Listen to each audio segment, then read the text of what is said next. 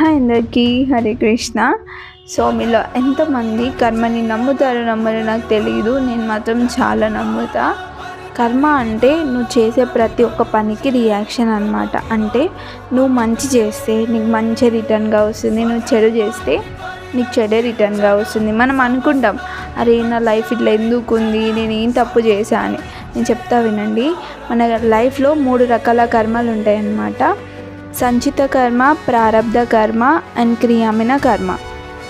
సంచిత కర్మ ఏం చేస్తుందంటే, నువ్వు ప్రీవియస్ జన్మలో నువ్వు లైక్ ఏ జన్మలో ఏం పాపం చేసినావు అవన్నీ స్టోర్ చేసి పెడుతుంది అనమాట.